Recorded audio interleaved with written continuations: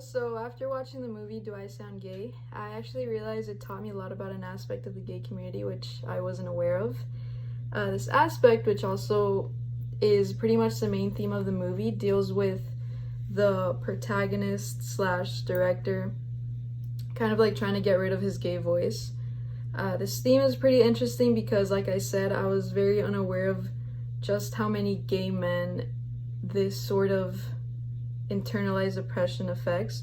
So a lot of gay men see sounding gay as this kind of like uncomfortable slash embarrassing thing.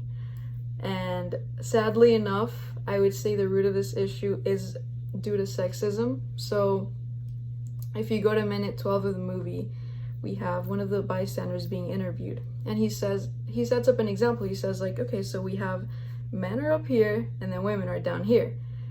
And so if you sound gay, you sound a little bit more feminine. So you would kind of be put closer within this group, which again is pretty much like in society is seen as like the weaker sex, I guess.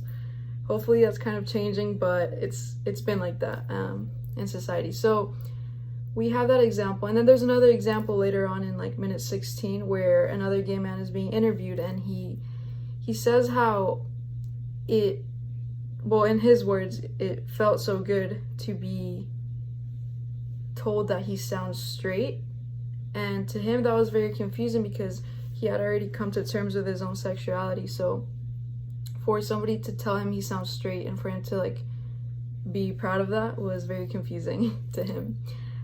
So anyways, this gay voice that I mentioned, it consists of a few features, two of which are the most recognizable ones. So I would say one of them is the way the S is pronounced. So it kind of like lingers on a little bit longer, and a lot of people assume it sounds like a lisp.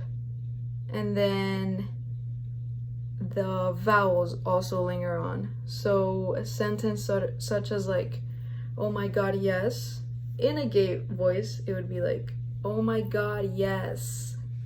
So, like kind of like that. And again, this could be found in minute 27 of the movie.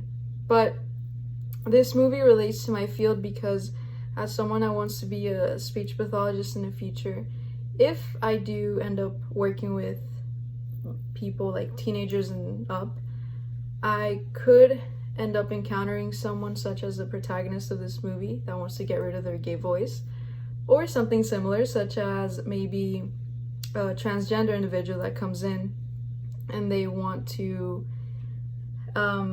get help with voice feminization or voice masculinization. So I would need to first of all learn how to deal with people that come in with this issue in terms of being very like non-judgmental. Not that I would be, but I wouldn't want to offend anyone or make it seem like I have certain opinions on something. To me it is a little bit easier because I am part of the LGBT community, so I'm obviously very accepting of all of this and I understand like certain issues, but either way, the way I say things, you never know, I might offend somebody. So because I was thinking of this, I would say that something that I could do is maybe establish early on what my client's pronouns are. So if they identify as like, you know, like she, her, he, him, they, them, whatever it is, just so it creates kind of like this safe space within us. And finally, it relates to my field because I realized a couple of times throughout the movie that the speech therapist was pointing out certain manners that were like patterns in which the protagonist was speaking, and I personally couldn't hear them. So I would say this film helped me realize that I still need to train my ears a little bit better to hear these like sort of patterns.